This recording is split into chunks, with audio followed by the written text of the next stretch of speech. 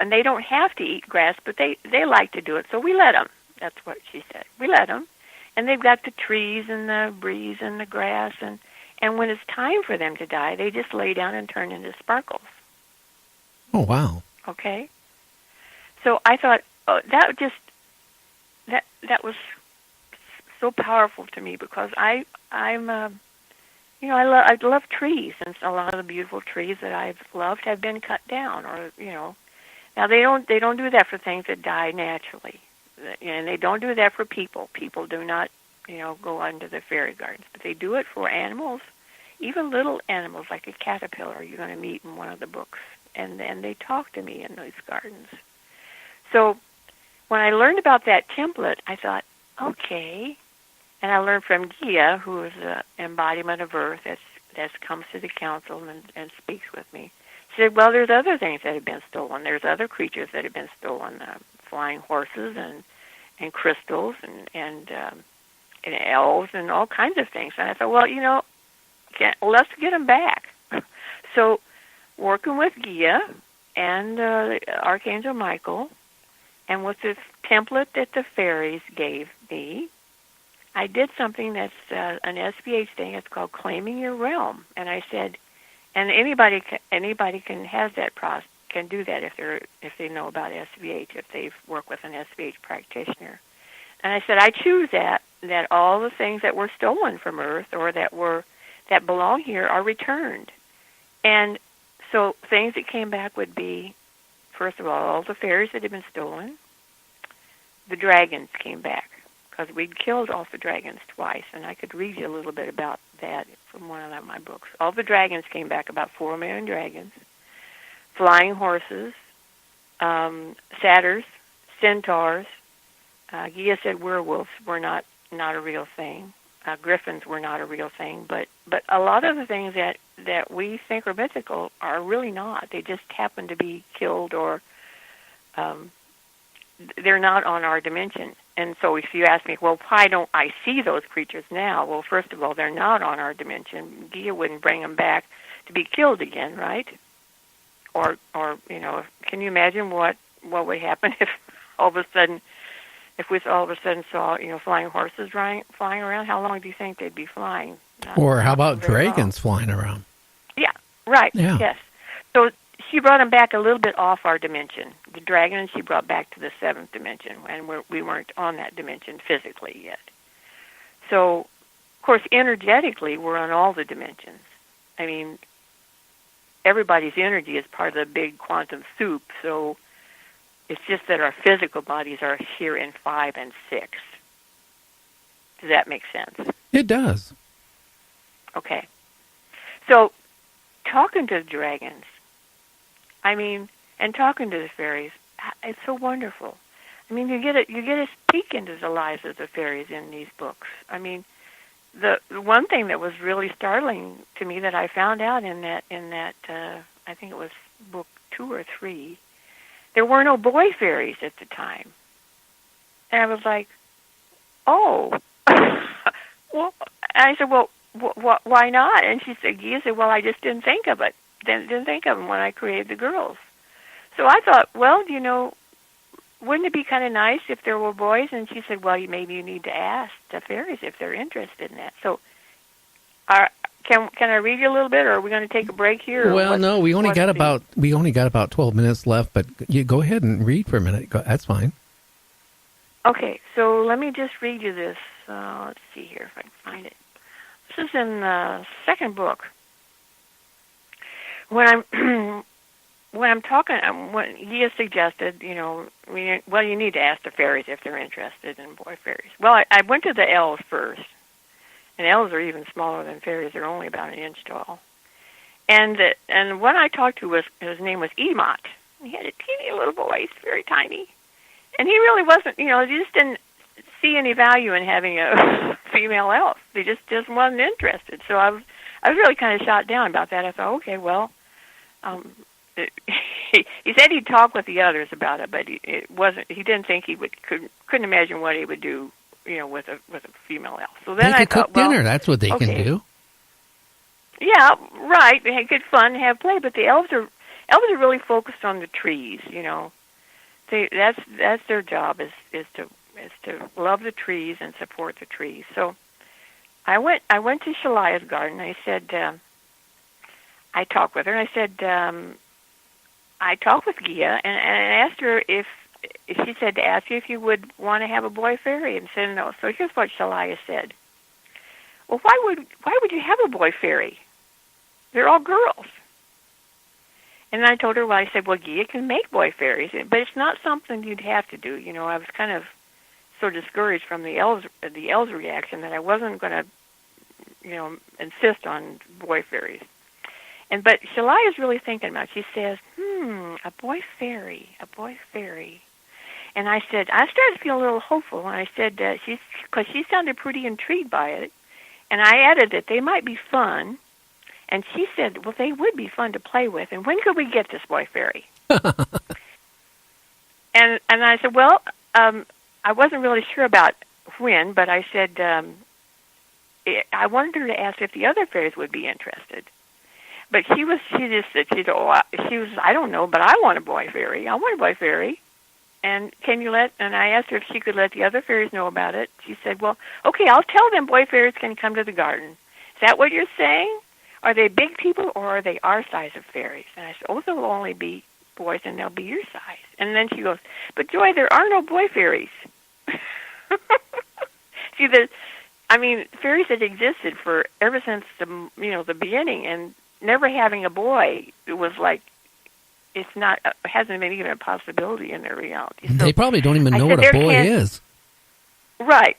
Well, no, because if you've ever had, not personally, but not asking you this question personally, but anybody who's ever had sex outside, yeah, the fairies have watched. They know about boys and girls.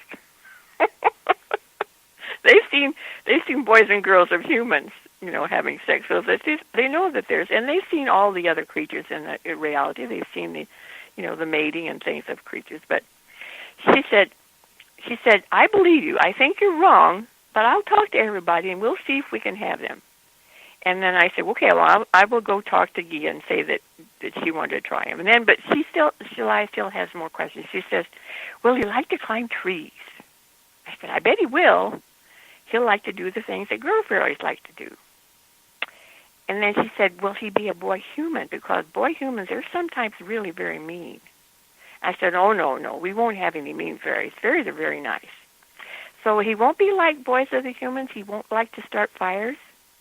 I said, no, boy fairies will be very adventurous, but they wouldn't be mean. And then she says, well, I would like to have one, please. So I go back to Gia. And Gia says, well, she said she'd witnessed it. And she said she was going to just experiment and just create one boy fairy. Okay, now I knew that down the road that was going to not work. But for now, she's going to be doing the creating, so I said, sure. So I go back to the garden after Gia told me that she created this little boy fairy. And Shalia's giggling, and she says he doesn't have a name, Joy. He's very cute, and he's very cute. I want to play with him very much, and he said he will play with me. And I said, if you want to play for a while, then maybe he can think of a name he'd like. Maybe I can give him a name. Well, you could. I think I could call him Rosebud. He would love that, I think. Okay, well, ask him. Oh, he likes it very much. He told me he likes it very much. Oh, good, Shalia. And I was laughing at this time because she was really having a great time. Yes, he likes it. He likes the Rosebud very much. All right, what I'm going to do is to leave you to play, and then maybe the other fairies will think about if they want a boy fairy, too. Oh, I don't want to show everybody. They might want to play with him, and then I love everybody, but this is my very own boy fairy, Joy. I will share him later. Okay, that's fine. You don't have to share right away. You can just play together. Now, Rosebud, the first boy fairy ever, speaks up and tells me, thank you very much, fairy. You're my fairy. You're my fairy. You may call me Rosebud. And then he giggles and he says, we're going to play now. All right, bye-bye. And then in the distance I hear him saying, bye-bye. Oh, wow. Hey, Joy, our time is virtually up here. I need to know how people can find your books and your website and how they can find you on Facebook. Well, my Facebook site is connected to my website. So my website is www.joyelaine.com. And how what you want to list your 6 books by the name for they can, check them out? Path of Sweetness is the first one, and they're also available on Amazon, and they're also available on Kindle if people are into Kindle. I like to have a book in my hand. So Path of Sweetness is the first book. Blossoming of Love is the second book. Wishes Granted is the third book. Book 4 is Paths of Freedom. Book 5 has got the dragon on the cover because that's Dragon Prince Joy. I was born a couple years ago. It's called Return of Dragons. And Book 6 is called Spaceship Earth. All the books have, especially Books 2 through 6, have lots of fairy information. Don't meet the dragons until Book 2, but they're playing pivotal roles in helping us to move forward with our lives and to assist the Earth to evolve. So, yeah. Oh, wow. Well, hey, Joy, it's been really nice having you on the show. And, it was different. I can honestly say that. And it's probably opened a lot of people's eyes. I hope so. I'd love to have any feedback. If they want to email me from my site, I'd be glad to chat with them and check the books out. Check out my blog because you want to read more about fairies, and you don't want to before you check the books out, you got fairies and dragons, and you got stories about Guinevere and Arthur and Camelot and Cleopatra and all kinds of people that are on our council that's formed in the second book. Okay, Mike. Well, Joy, you take care, and thank you. And I want to thank you for being on Night Dreams Talk Radio. Thank you, Gary. Okay, night.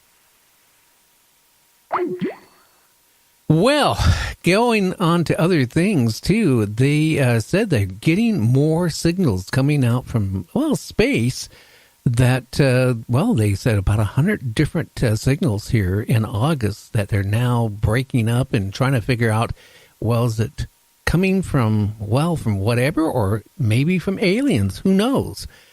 And the economy is still doing good, but I don't know for how long with all these tariffs that's gone into effect, and probably will keep escalating like a game here. The thing is, we put all these tariffs on China. They're putting tariffs on our products. Who is it going to hurt? Well, I tell you, it's not going to create jobs like they said it will in this country. In fact, it's going to probably lose a lot of jobs in our country because of what's going on. The small businesses that, depend on ordering certain parts that are made in China to complete what they're building in this country. Small businesses that import the stuff and then sell it to like stores like the Dollar Trees, Dollar Wise, and all these type of businesses. They're going to be really hurt because household goods are going to go up. Electronics is going to go up. So, you're going to find very shortly TVs and anything to do with electronics, cameras and stuff are going to go up in price. So that is going to actually weaken the dollar to the point where, now instead of going out and buying a 40-inch TV for like $399, you probably back up what the price was about 5 years ago. It's scary.